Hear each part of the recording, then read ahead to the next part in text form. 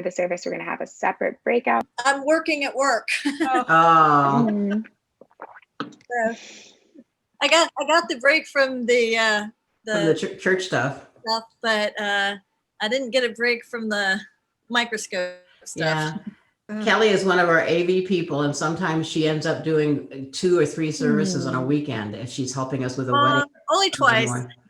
Wedding or a memorial service, as well as with a Sunday service. So thank you, Kelly. It was good training. Right, now you know how to do everything. Sean knows how to do everything.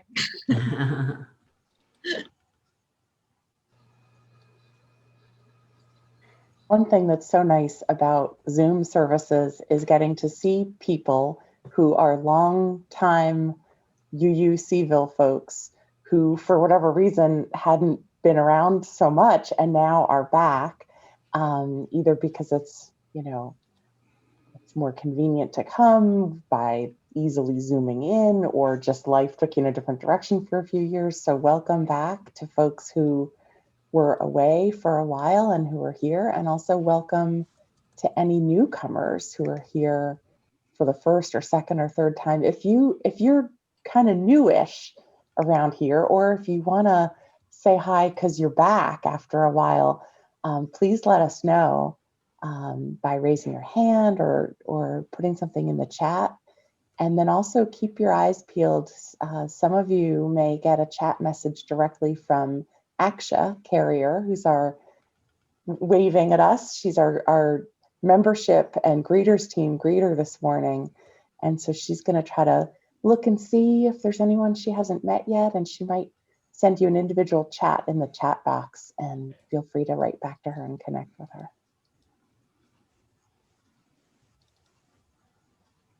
Oh, there's my brother and my nephews. Hi, Eric. Hi, Eric. Hi, Kevin. Hi, Carl.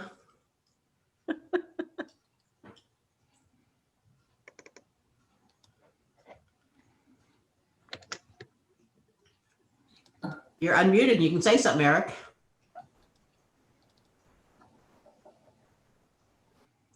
Oh. Now he muted himself. Hello. Oh, hello. Happy Thanksgiving. Happy Thanksgiving to you.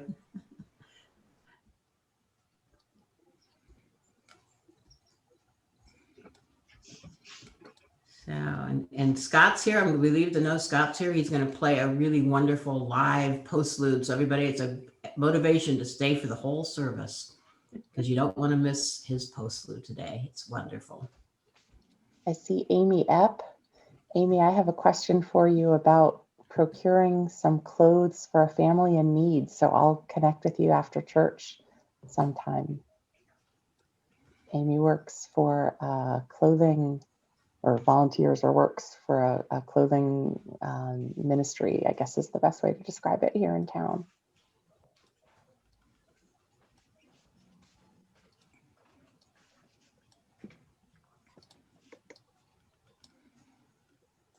Yeah.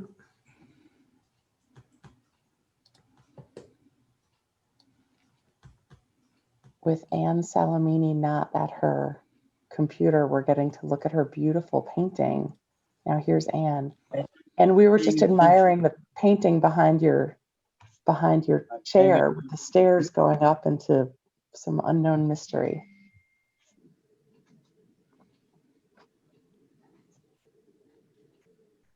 So Jim Gorham, I just want to let you know we've made you a co-host, so you'll be able to unmute yourself when it's your turn to speak, okay? Good morning, Greta. All right, everyone, welcome. We're going to get started, and you will be muted. So don't be alarmed by that.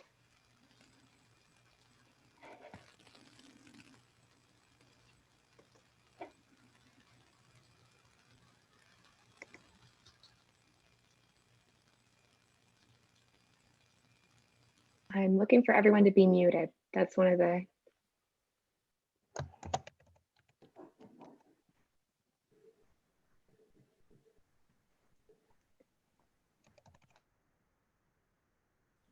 wonderful.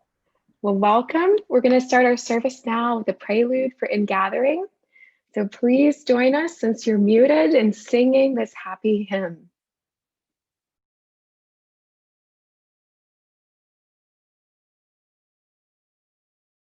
Oops, sorry about that. Give me 1 second.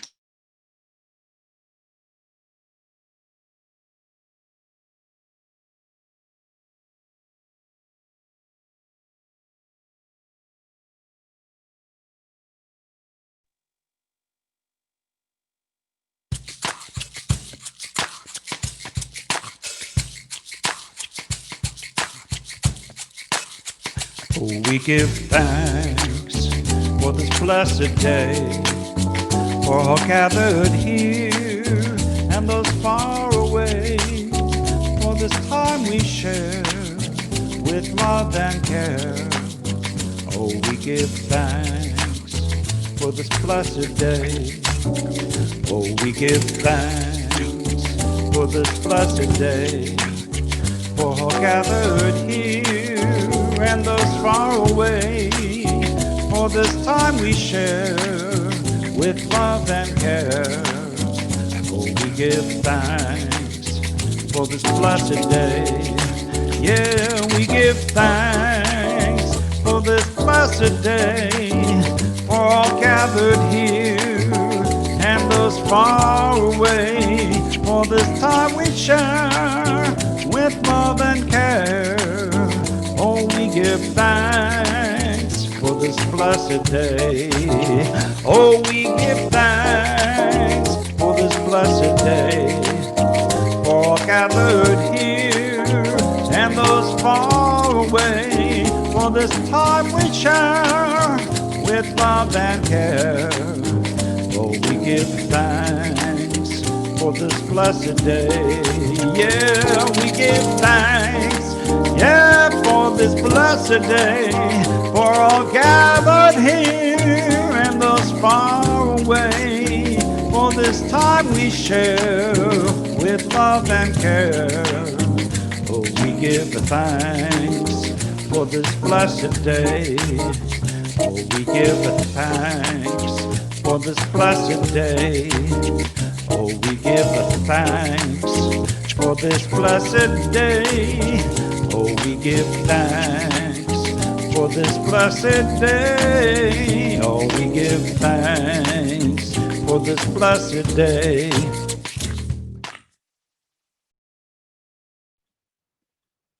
Good morning, everyone. Welcome to worship. It is so good to see the familiar faces and new faces on our screen. We're glad that this can be a place for solace and hope for people from near and far. My name is Haley Owens, and I'm honored to serve as lay worship weaver this morning, along with our tech people, Sean Scally and Joanna Hickman, who are working behind the scenes for us. Our leader for Joys and Sorrows today is Christine Gresser, and she's been putting the link in the chat box for submitting Joys and Sorrows, but she'll probably do it again. Reverend Leah and Reverend Linda are leading our worship this morning. And now I'm inviting our board member, Jem Gorham, to greet us all. Thank you. Good morning, everyone. I am so grateful for the chance to be on your board of trustees. I want to offer my welcome to all who are joining us for worship this morning, particularly those for whom this might be your first time joining us, or maybe your first time zooming in.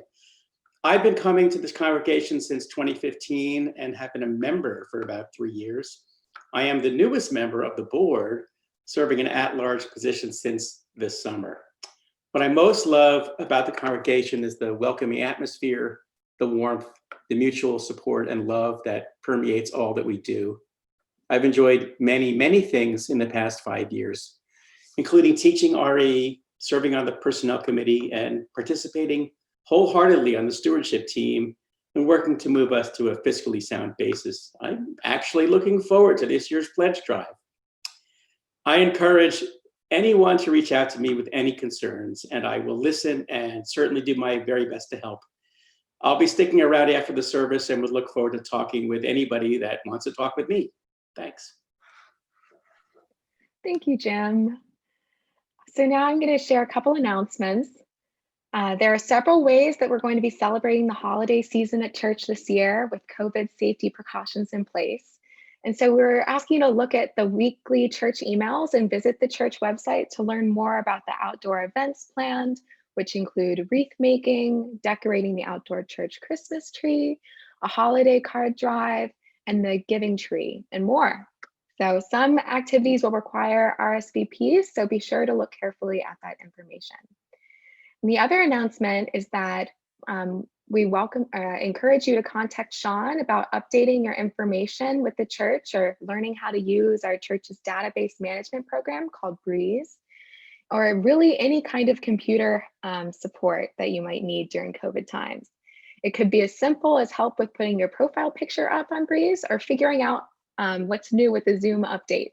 Sean is happy to help, and you can contact him directly at sean@ucharlottesville.org. So with that, I want to invite you to put your greetings and where you are Zooming from in our chat box. It was a wonderful conversation that we had before the church service started, and now I invite you to join us after for our coffee hour, social hour. It will be on the same Zoom link. So we especially invite newcomers to linger after the service to talk with the minister or with someone from our our membership team. Or you can also join in one of the breakout rooms to just meet with a smaller group of folks. We're having a special breakout room this morning for the website and communications, the website team and communications committee. So they're inviting anyone who's interested in the church's digital media efforts to join them immediately following this service. And with all of those different announcements and things, I'm going to offer this invitation to worship as we begin our service. We have sat at many welcome tables. Lest we forget, we have one too. It's more abundant than we know. May we this day and every day widen our spirit of welcome and invite those who tend the fires, bake the bread, and nurture others to come sit at this table so that we may all grow in understanding, generosity, equity, and love. Welcome, welcome all. Let us join now in our opening hymn, number 67 from our hymnal. We sing now together. This hymn is one of our traditional Thanksgiving songs. And as you sing along, wherever you are this morning, I invite you to pay particular attention to the words of this hymn. Which verses particularly call out to you? What speaks to where you are in your life and where we are as a people around the world? Which verses help you feel connected, not only to the past, but also give you hope for the future? Let us sing this beautiful hymn now.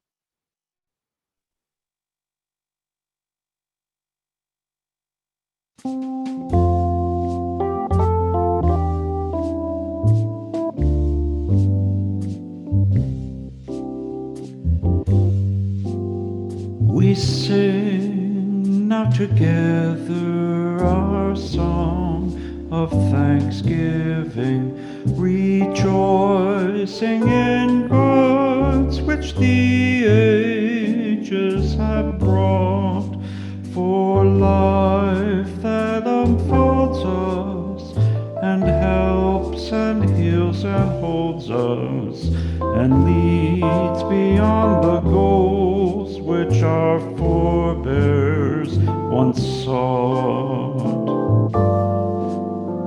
We sing of the freedoms which martyrs and heroes have won by their labor and their sorrow, their pain, the oppressed befriending, our ampler hopes defending.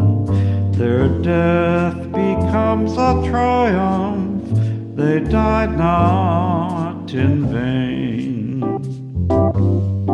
We sing of the prophets, the teachers, the dreamers, designers, creators, and workers and seers, our own lives expanding, our gratitude commanding. Their deeds have made immortal their days and their years. We sing of community now in the making, in every far continent, region, and land, with those of all races, all times and names and places. We pledge ourselves in covenant firmly to stand. We pledge ourselves in covenant firmly to stand. To stand.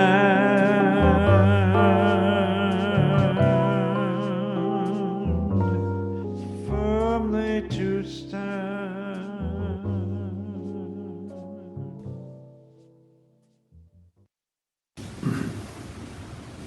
I'm Sandy Brooks. And I'm Bernie Davis.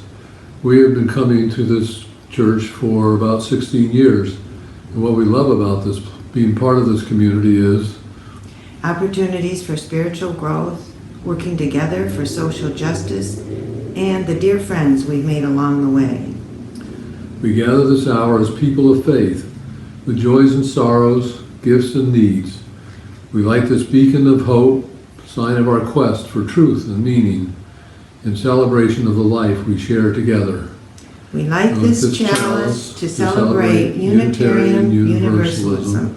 This is the church of the open mind. This is the church of the helping hands. This is the church of the loving hearts. Our congregation's chalice has been lit and will have its separate screen throughout the service. So if you have a chalice at home, won't you light it now? I'm going to light an additional candle now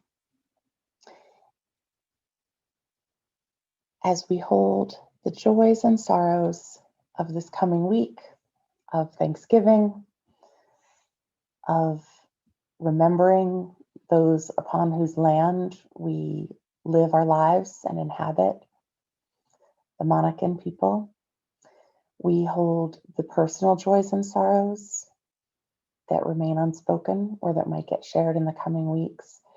And may the warmth of the light of this flame help those of us who struggle with the seasonal darkness of this time to get through this period with the light of this community. May it be so. Amen.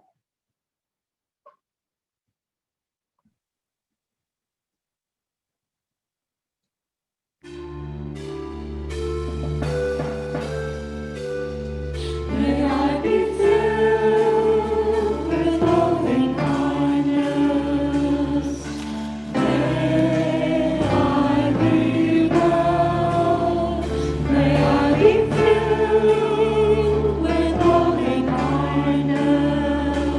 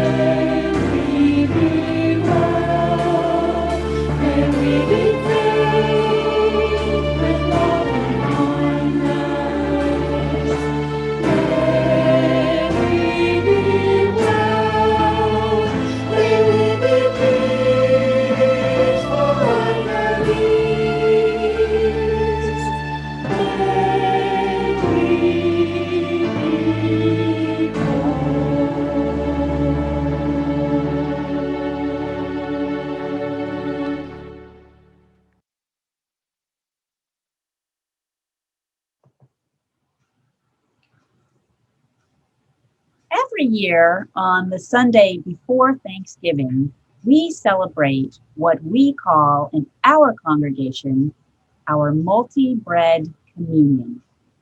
This practice is based on a story that comes from many places, a story recounted by many different voices.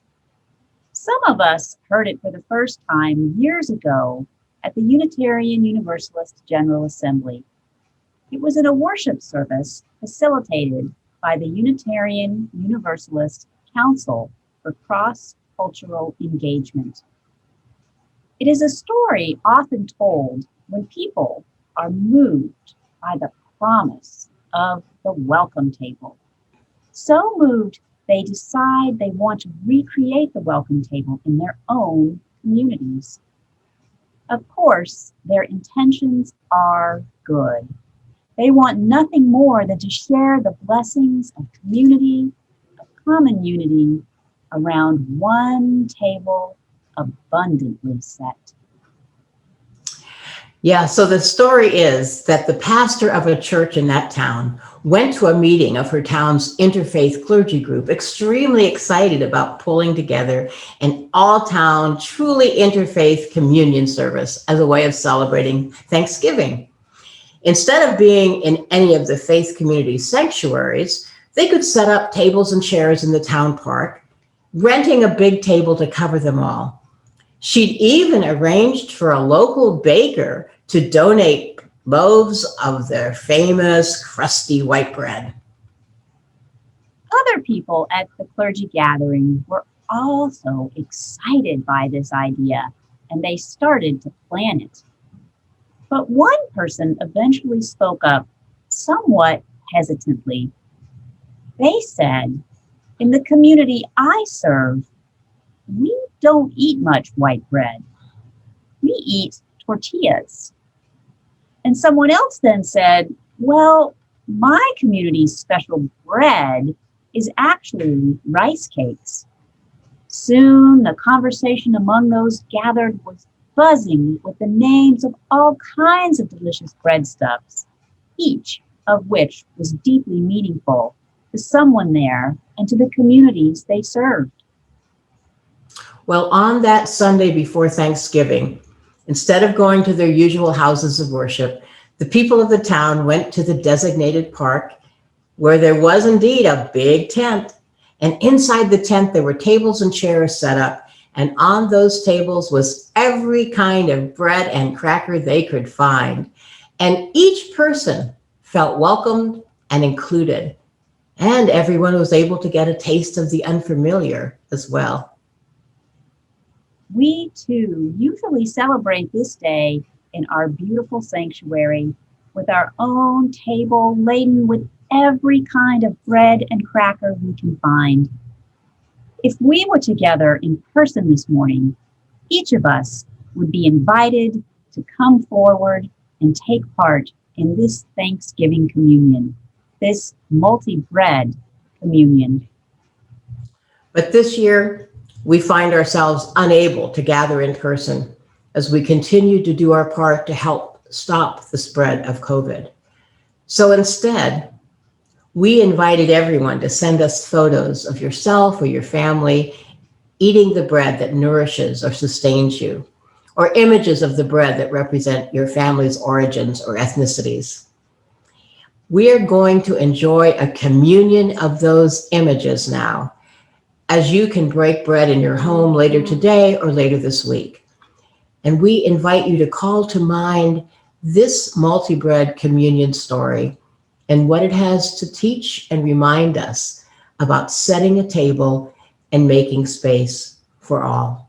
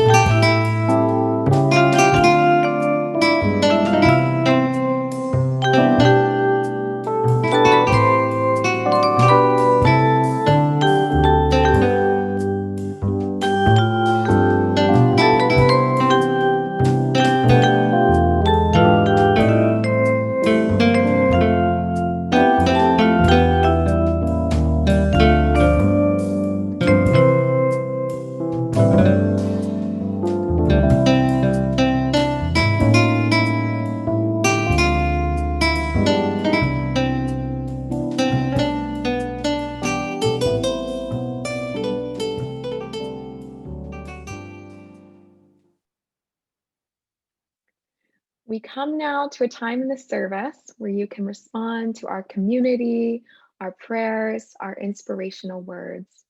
You can respond in your hearts and by sharing your gifts of money. As a reminder, this month our social action collection goes to the meal packet program. This is an opportunity to extend bread and a meal to others in need. You can give it the link on our website or mail a check to the church. When I give money to the church, I think about how the gift supports all the other ways that we practice giving and receiving. For me, being a part of the creative team that puts together our services is a fulfilling experience of working with others and also an individual spiritual practice. I hope that you take a moment now to visualize a role or activity that you participate in with the church that fulfills you. And now imagine yourself in the sanctuary surrounded by our congregation. Everyone around you is giving of themselves in their unique ways that they enjoy, and each is receiving from the others in the way that fulfill them. And that is how I see our money moving to support all these wonderful gifts. So we give thanks for all the love and gifts that you so generously give. May your donation to the ministry, like your love, go out into the world. You can send a check in the mail, or if you prefer, online donations are possible through the website using Breeze, or you can text using this text link, 44321, give TJMC. Thank you for your financial gifts. Together, we are supporting the work of love and justice in our world. And now we have a special video that we want you to enjoy as part of our offering, as members of our congregation symbolically pass bread to one another.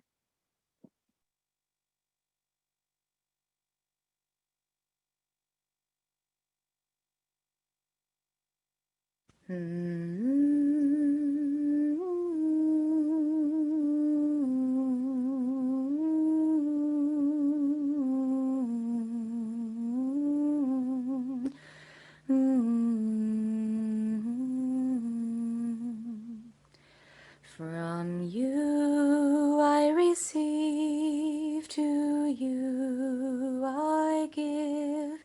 Together we share, and by this we live. From you I receive, to you I give. Together we share, and by this we live.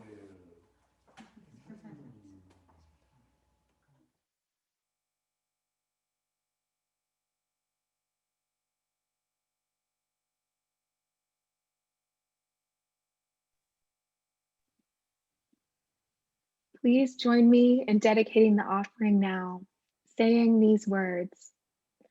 We accept your gifts with gratitude. May we use them wisely for the highest good.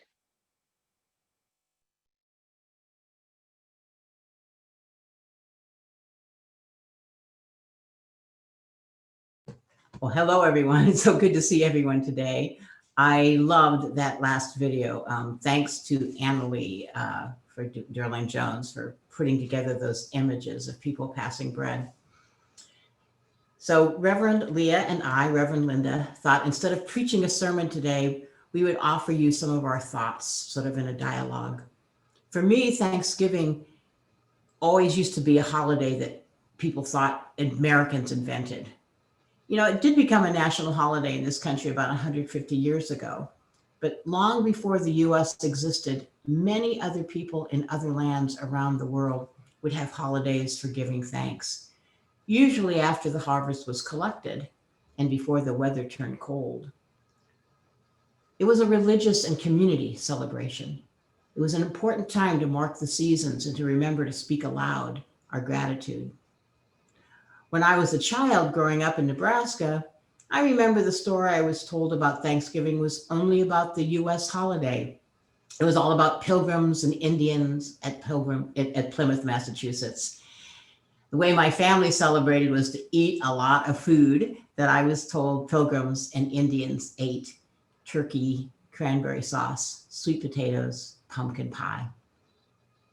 Yes, and growing up myself in Texas, I remember hearing a very similar story to what you heard, Linda. And I remember making special Thanksgiving decorations for our home, like tracing the shape of my hand so that it was a turkey and putting that up on the window. And I also loved eating pumpkin pie. And one of my family's special traditions is cranberry pie, which actually takes you have to get used to that, but it's pretty yummy. Well, they do have cranberry bogs in Massachusetts, so that fits. Did you know that Unitarian Universalists have a real direct connection to the Pilgrim story? Many Unitarian and Unitarian Universalist congregations in New England trace their lineage directly back to those early settlers. You know, that used to make me feel very proud. But then the more I learned, the less happy I was, because many of those same congregations had a role in pushing the Native or Indigenous people off their lands and homes in Massachusetts, causing many of them to die. This is a sad and a difficult truth.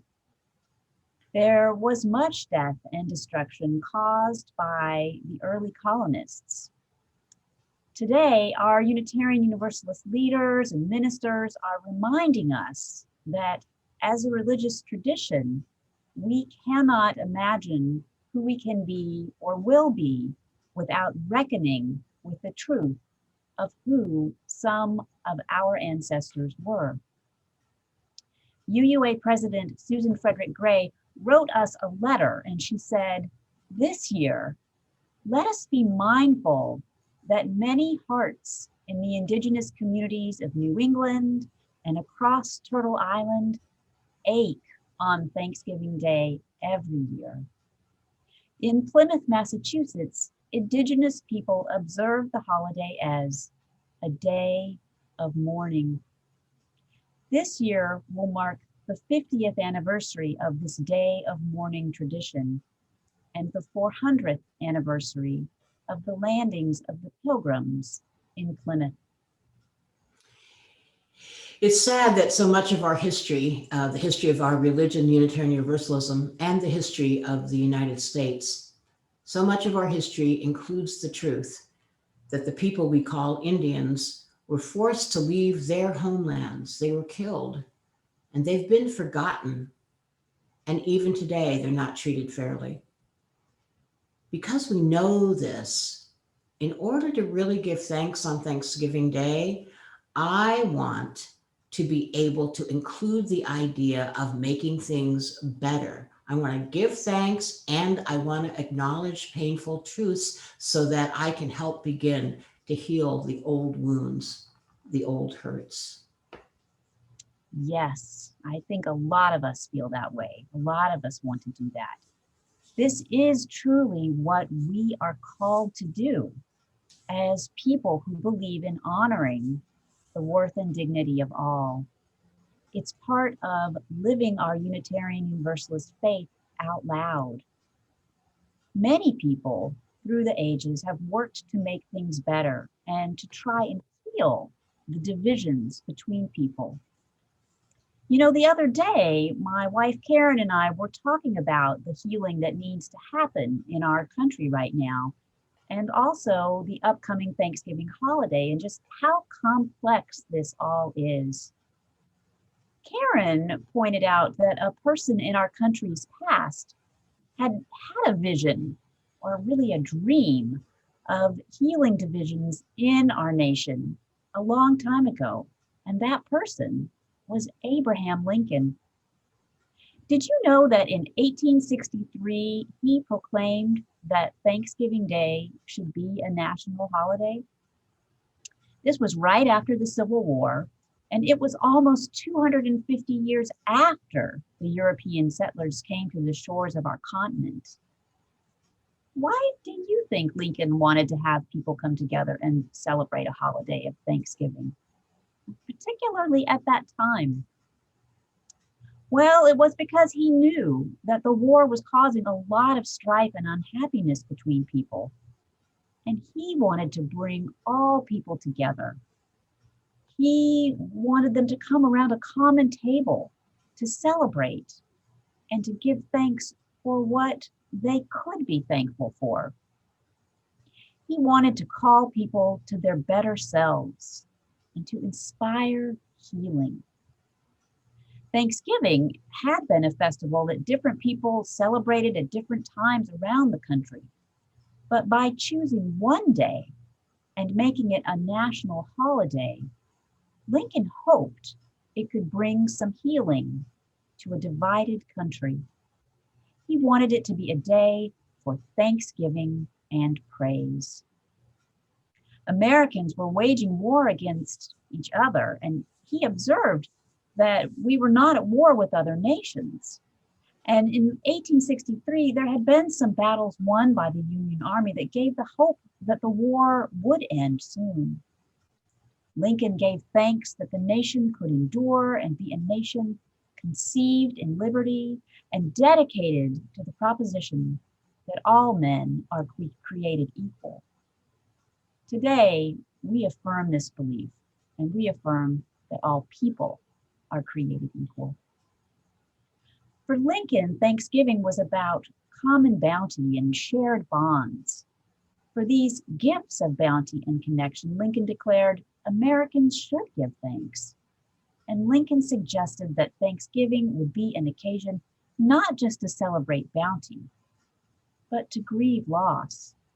He asked all Americans to remember and care about all the people who had been hurt by the war and who were sad. He said that besides giving thanks, we should use this time to also hope for the healing of wounds, of all wounds. Leah, that is such a great story, and it helps me feel better about Thanksgiving. This year, I won't be able to have a lot of my family together like we usually do. We don't want to risk spreading the COVID virus to each other. And this year, a lot of us are feeling troubled because so many people are sad. There have been a lot of people that have gotten sick and people who have died from the virus. And we know there's a lot of people that are unhappy about other things going on right now. So this year, it'll really help me remember about Lincoln's reasons for giving thanks, for making a national holiday of Thanksgiving. It's a way for him to lift up how important it is to give thanks, and it helps me remember all of us can give thanks, even while we offer our compassion and concern for the way Indigenous people have been hurt and the way so many people are suffering. I give thanks for all I have, and most of all, I give thanks for caring people around me, people like you, Leah, and people in this congregation and my own family, and so many people in our community who are willing to tell the truth and then encourage us to work together for a better world. There is a lot to be thankful for. There is a lot to be thankful for. And being together in community is one of the greatest blessings that there is, even if our togetherness is via Zoom. And it is a gift to share our unity and our diversity, to recognize and affirm our differences, different breads, different family stories, different ways of celebrating, and the different ways that we help people. I am thankful for all of this sharing. May we all give thanks for the bounty and the blessing in all of our lives. Happy Thanksgiving, everyone. Happy Thanksgiving, everyone.